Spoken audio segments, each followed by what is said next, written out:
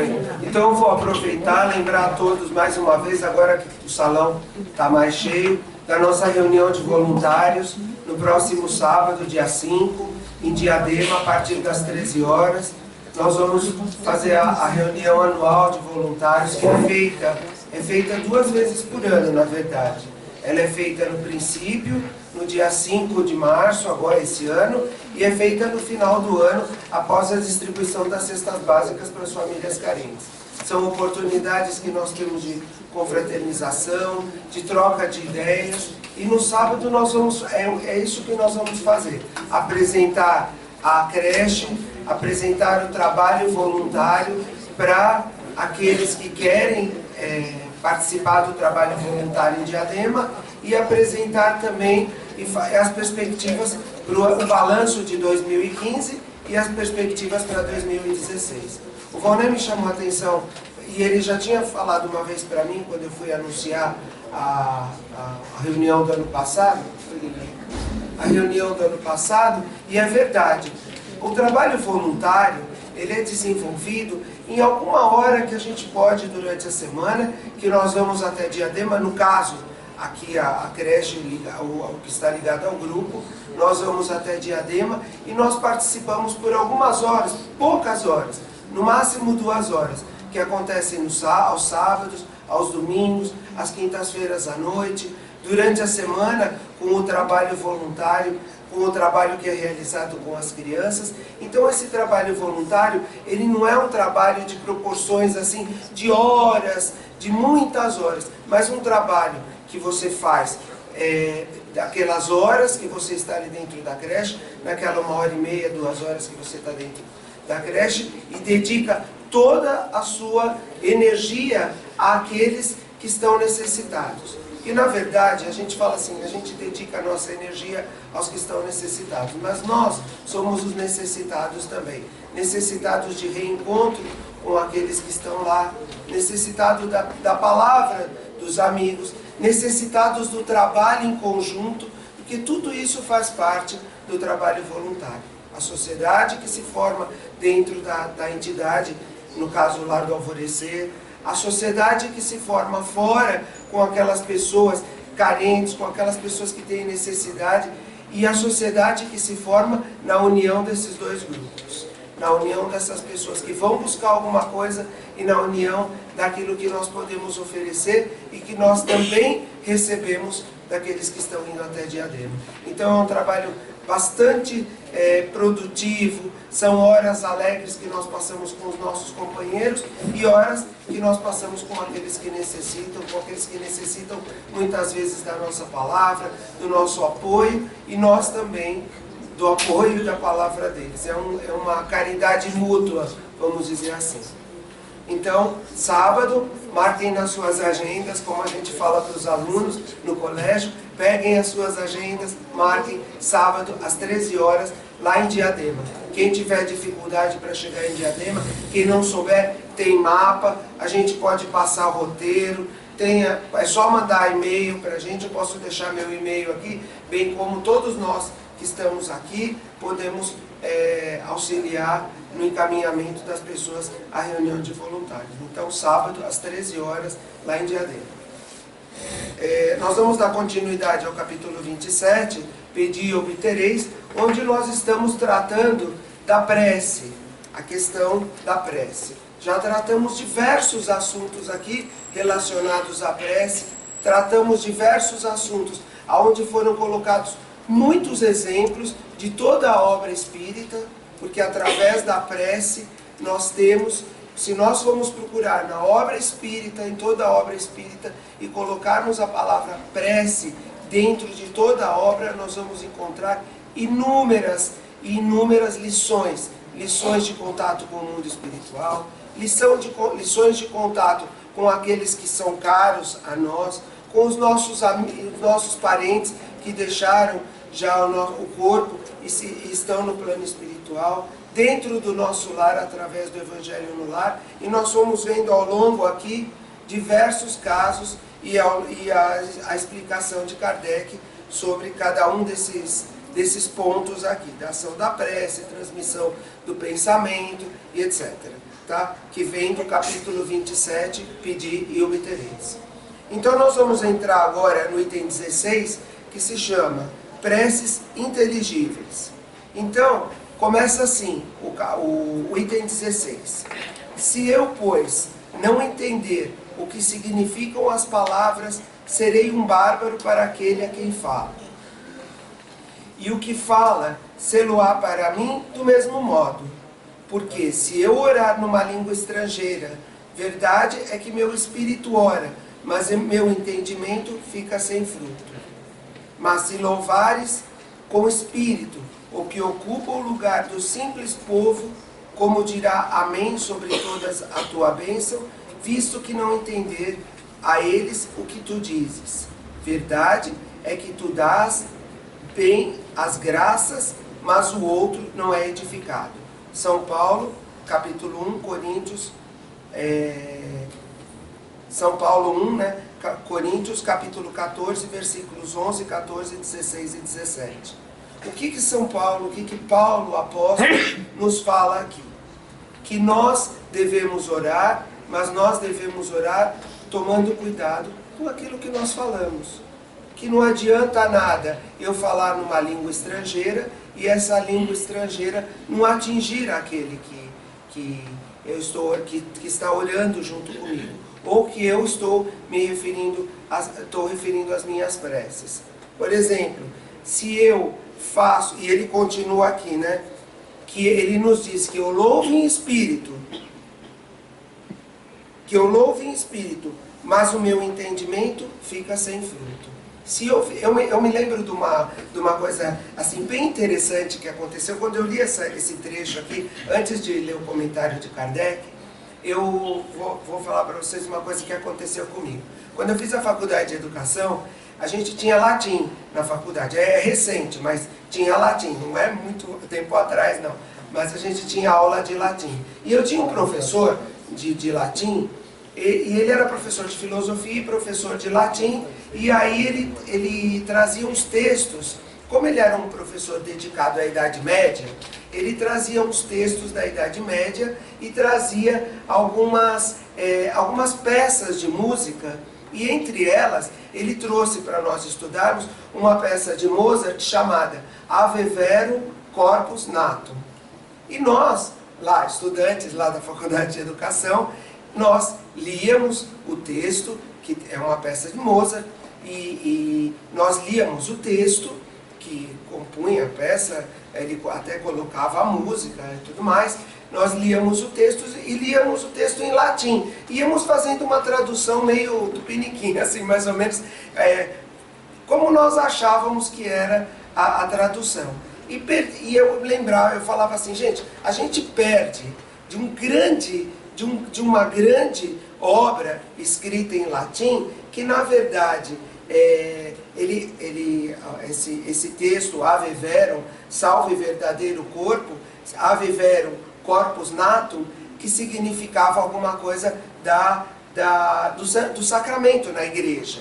Mas que para nós, que era uma prece, que soava como santificar alguma coisa, no caso o sacramento, mas soava como santificar. E outras preces, o próprio Pai Nosso foi trazido dentro da sala, mas nós tratávamos assim todo aquele texto e tudo aquilo que era apresentado na aula de latim como algo que a gente tinha que decorar para depois fazer prova, inflexão e não sei o quê. E o latim tem diversas, ele é uma linha, você vai pegar a língua e ela tem diversas modulações, inflexões e tudo mais. E nós estudávamos ali textos belíssimos, como o Pai Nosso, por exemplo, em latim, e nós não aproveitávamos desse texto. Nós aproveitávamos exatamente, nos preparávamos só para fazer a prova. Muitas vezes, eu mesmo e um grupo, nós decoramos o Ave Verum e nós fizemos uma apresentação do Ave Verum sem saber praticamente o que queria dizer cada uma das palavras. Então, porque nós decoramos e porque o texto era decorado, e assim se processa. Assim acontece esse processo, muitas vezes, da prece, dessa prece em latim. Muitas vezes as missas eram rezadas em latim, os padres passavam todo o evangelho e todo em latim, E depois isso foi caindo com os concílios.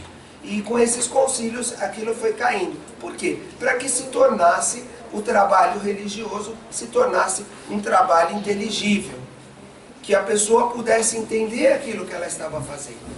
Que a pessoa pudesse entender o que eu estava louvando, o que eu estava agradecendo, o que eu estava pedindo, porque nem todo mundo era conhecedor do latim, nem todo mundo conhecia a língua e nem todo mundo entendia o que estava sendo repetido. Isso acontecia com a gente e aquilo me chamava a atenção, porque nós decorávamos. Eu sabia o Ave Verum praticamente de decor. Eu e meu grupo sabíamos decor, porque a gente ia lá na frente, era obrigado a decorar, mas no fundo a gente não tinha o sentimento do texto, não tinha o sentimento da prece. Decoramos o Pai Nosso também em latim, que já era um pouco mais fácil, porque entendíamos o Pai Nosso, mas aquilo falava para o corpo, aquilo falava para uma plateia, mas não falava para o espírito, porque não tinha um grau de emoção dentro daquelas palavras que eram faladas em latim.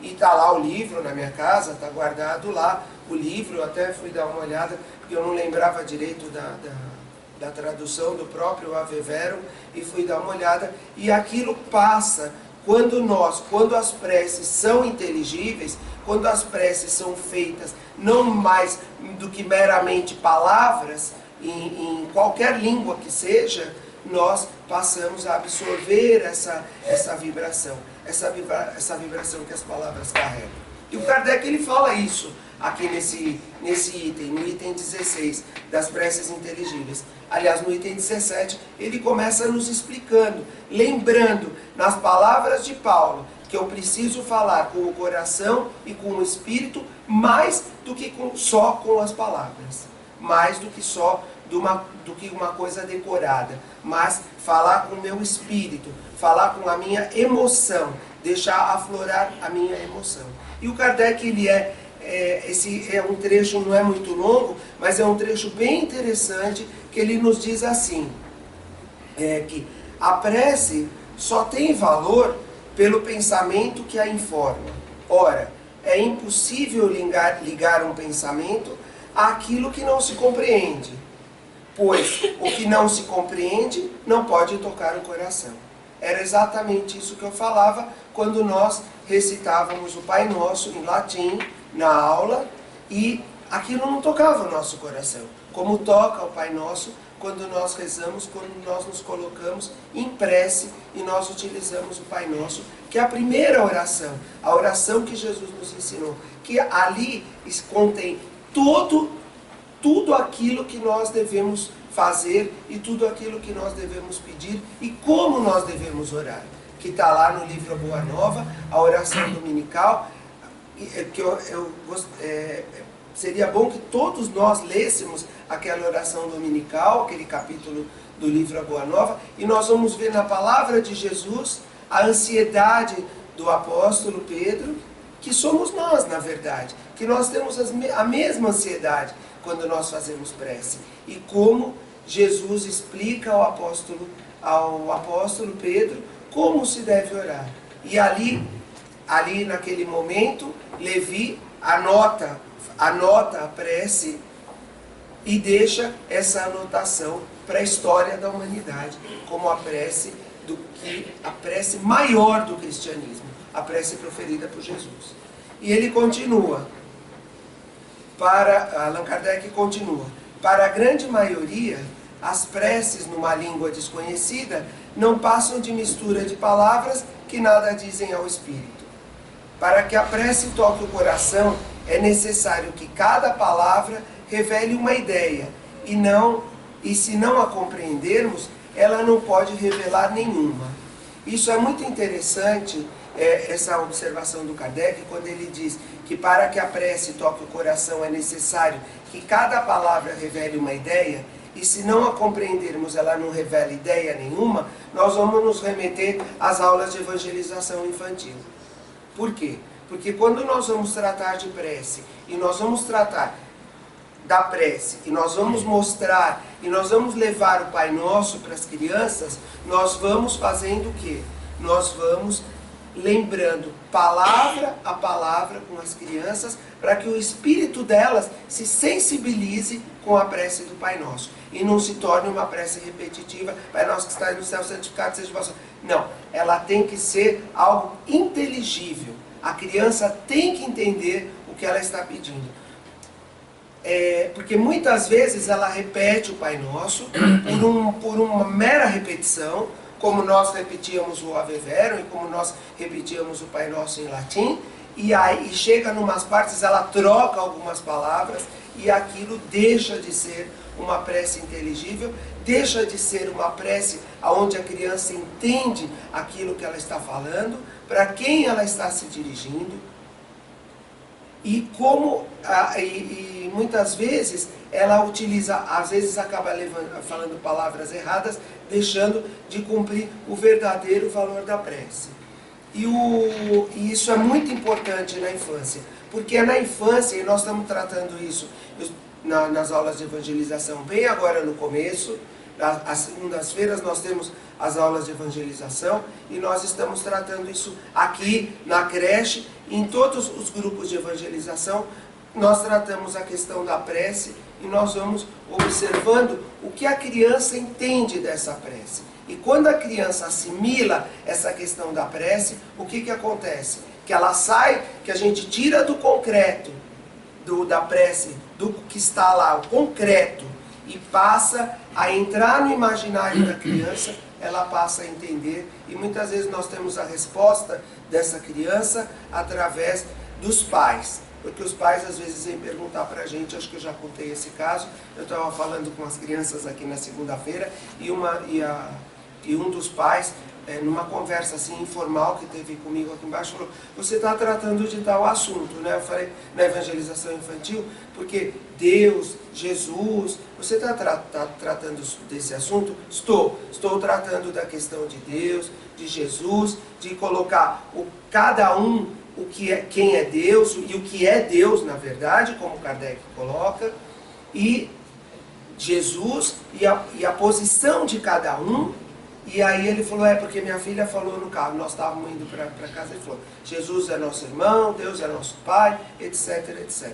E essa resposta vem da criança, vem do imaginário da criança, porque você penetra o imaginário da criança e ela faz, e ela dá essa resposta, e essa resposta para os pais. E ela nunca mais esquece. Aquilo fica gravado na cabeça dela. Em algum momento na vida dela, em algum momento na infância, em algum momento aquilo vem à tona, e ela realiza a prece como ela deve ser realizada. Então não adianta ensinar para as crianças uma prece em russo, por exemplo, nós que falamos português, e salvo alguém que fala russo, mas alguma criança que fale a língua, mas não adianta ensinar uma prece em russo, e não adianta ensinar uma prece em outra língua, se você não levar essa prece até a criança. Eu me lembro do meu avô também. Meu avô era italiano e ele rezava umas preces, nos ensinava algumas preces em italiano. E a gente lembra até hoje das preces que ele ensinava, e de uma especificamente, e ele rezava aquela prece em italiano, mas depois ele traduzia a prece que falava de Jesus Bambino, etc., e Jesus Menino, e ele explicava, e essa prece está gravada, nós éramos criança. Ele faleceu, desencarnou em 1975. Então, já faz muitos anos, e nós éramos criança quando ele trazia essa prece, quando nós rezávamos, aprendemos com ele e guardamos até hoje. E sabemos o significado dessa prece do Jesus Bambino.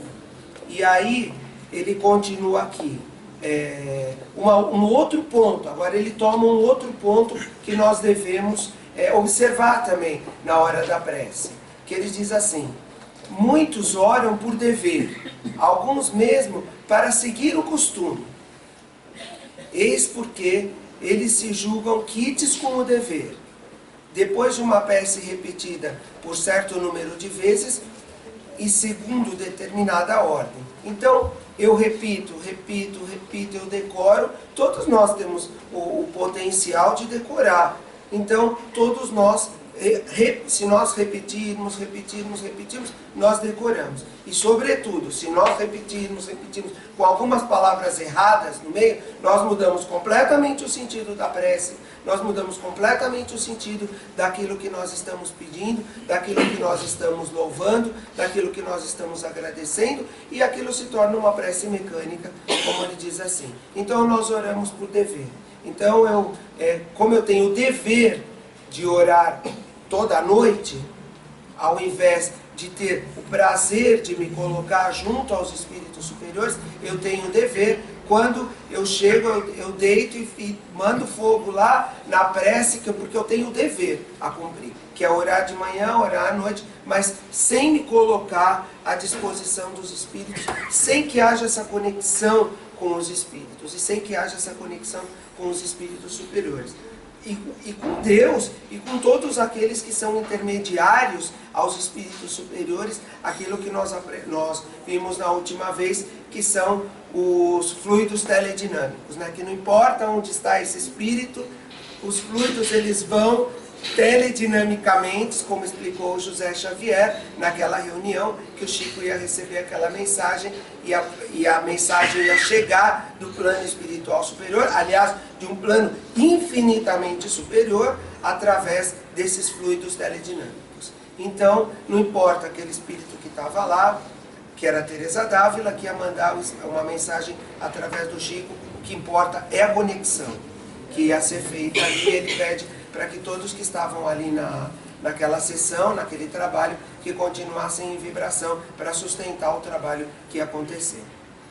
E ele diz assim, continua: mas Deus lê no íntimo dos corações, perscruta o nosso pensamento e a nossa sinceridade, e considerá-lo mais sensível à forma do que ao fundo seria rebaixado.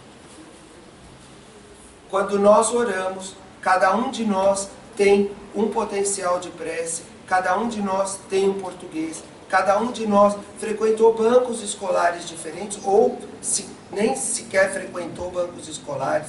Cada um de nós tem uma maneira de se comunicar com o plano espiritual. E essa comunicação é sensível, como ele diz aqui, mais sensível à forma, e considerá-lo mais sensível à forma do que ao fundo. Ela é mais sensível ao fundo do que à forma que nós oramos. Ela é mais sensível ao nosso sentimento e às palavras que nós utilizamos. Porque as nossas palavras, elas contêm o quê? Vibração. Elas têm vibração. A palavra constrói. Quando você chega perto de uma pessoa e eleva a pessoa através da palavra, e a palavra destrói também, quando você coloca aquela pessoa para baixo e faz aquela pessoa se tornar amarga, ácida, e você coloca e você pispezinha através das palavras. E hoje a gente ainda tem um agravante, que a comunicação é tão rápida, que através das redes sociais nós também elevamos e nós também colocamos as pessoas para baixo. Porque as palavras que estão contidas nas redes sociais, elas também são carregadas de vibração. Porque quando nós escrevemos, quando nós digitamos, nós colocamos aquilo que está dentro do nosso coração. Nós colocamos o que vem da nossa boca, o que vem da nossa palavra, vem aquilo que está dentro do nosso coração. E a palavra tem um poder tão grande, e ela tem uma vibração tão grande, que eu me lembro de um outro caso que acontece com o Chico, que aconteceu com o Chico, e ele é um caso que vale a pena a gente entender, porque a palavra, para observar o quanto a palavra tem a vibração, mantém essa vibração elevada. Muitos devem conhecer, que é o caso do espírito, que é o caso da Valéria, que acaba se tornando o espírito.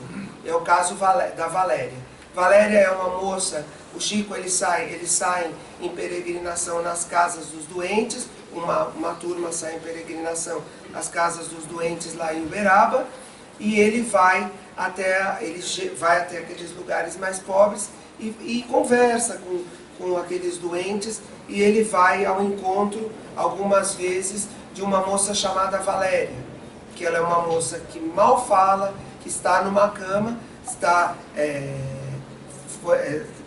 acamada e não levanta mais daquela cama, e ele vai até Valéria e ele vai fazer, e ele aquele dia determinado, ele vai até a casa dessa família, entra e conversa com essa Valéria que está acamada, e ele vai lá, conversa com ela, e ela se manifesta como ela pode, porque ela não fala, e o Chico chega para ela e fala assim: Valéria, eu vou falar uma coisa para você, repita comigo a palavra Jesus, porque a palavra Jesus, ela tem uma vibração tão grande, e ele falando para a moça, ela tem uma vibração tão grande, repita comigo, Jesus, Jesus, Jesus, e ele vai falando Jesus, Jesus, Jesus para Valéria, e uma hora ela fala Zozuzo, Zozuzo, e aquela felicidade, porque ela fala a palavra Jesus do modo dela, e o Chico fala que fica muito feliz,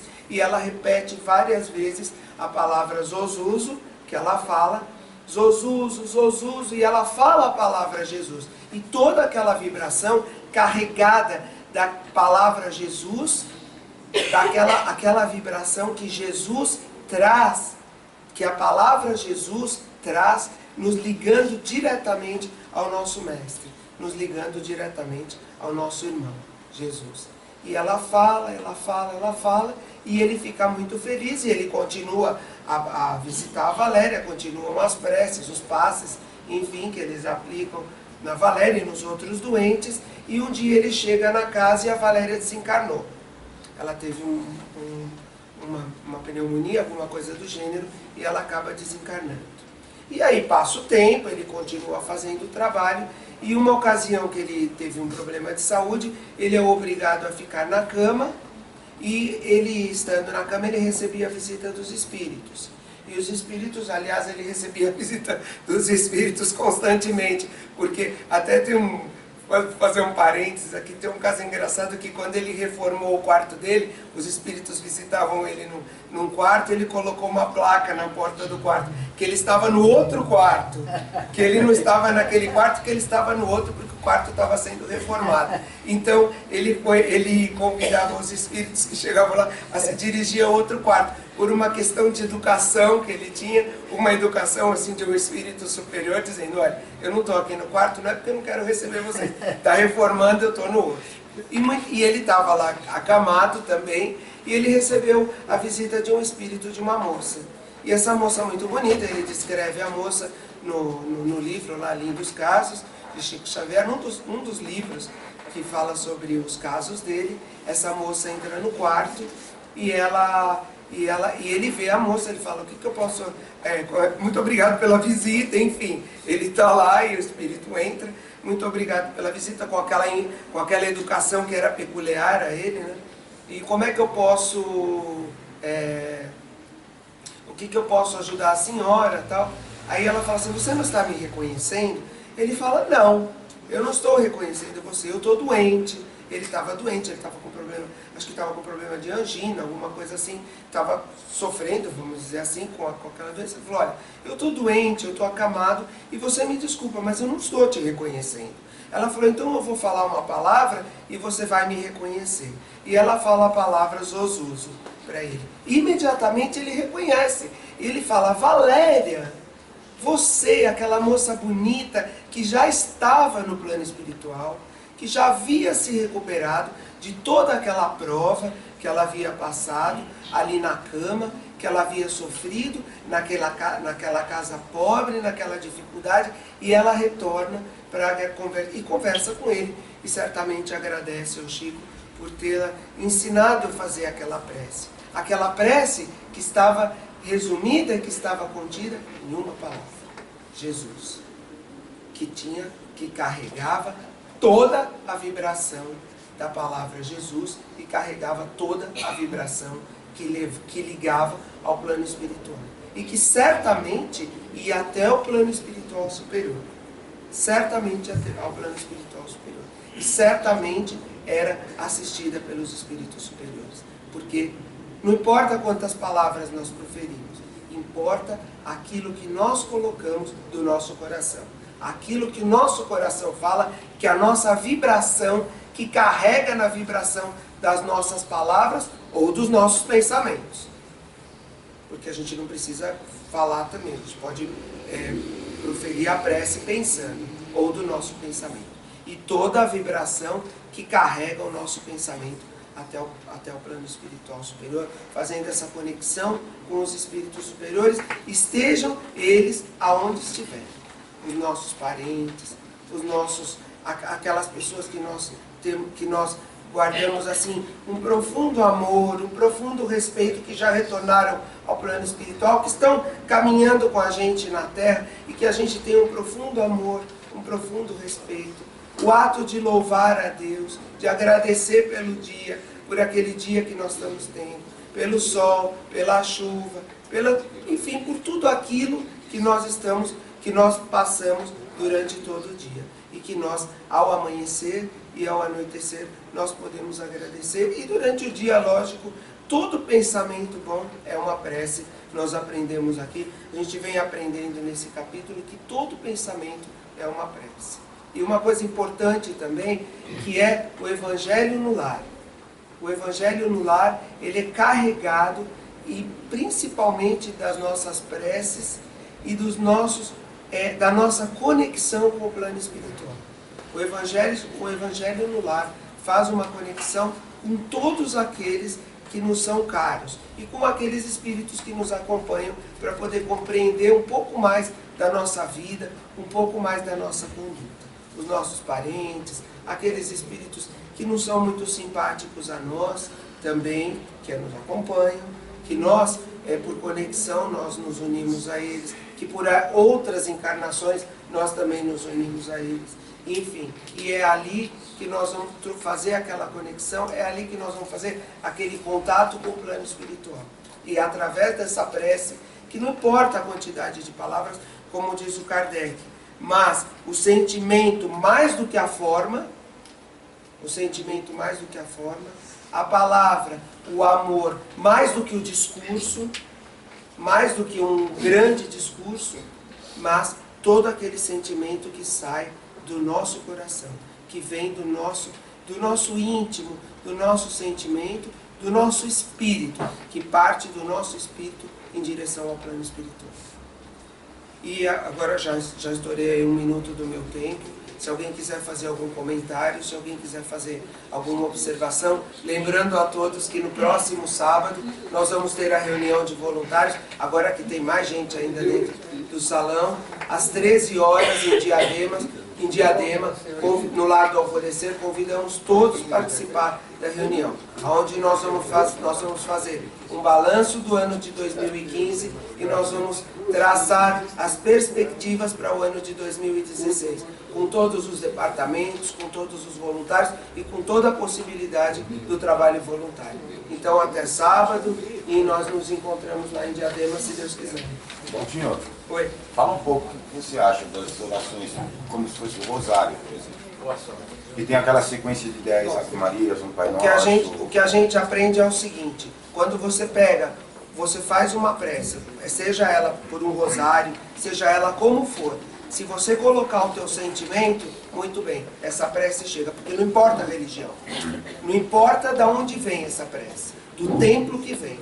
Ela vem e ela vai para o plano espiritual, vale a intenção. Agora, se você ficar lá, Pai Nosso que estás no céu, Ave Maria, Pai Nosso, Pai Nosso, Pai Nosso, Pai Nosso, Pai Nosso, é a forma, não a quantidade de sentimento. Exatamente, ela vai e não atinge. Obrigado.